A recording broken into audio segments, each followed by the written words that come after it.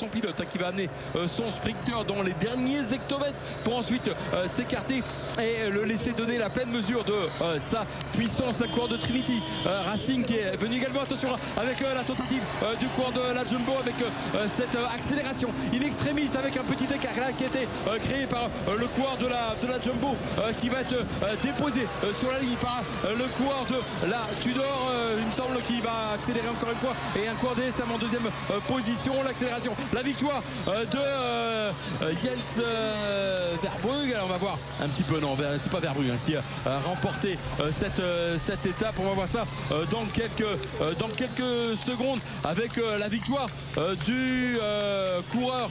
On va le voir dans quelques instants. C'est un peu difficile comme arrivée d'étape. Le voici avec le coureur et maillot noir. Est-ce que c'est un coureur de Friuli?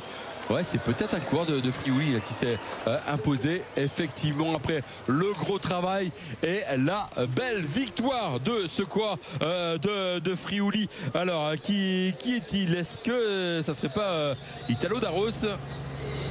Alessandro Darros. On devrait voir le classement dans quelques secondes à l'issue de cette étape avec le classement de l'arrivée qui devrait être donné dans quelques instants. Non, c'est Daniel Skerl qui s'est donc imposé devant le coureur de la développement team DSM Firmenich, Vlad van Mechelen, qui a donc pris la deuxième place et la très belle place pour le coureur de l'ABC Aix-en-Provence. C'est Alexander Konig qui prend la troisième place. Et derrière, quatrième, le coureur de Green Project Bardiani, Lorenzo Conforti.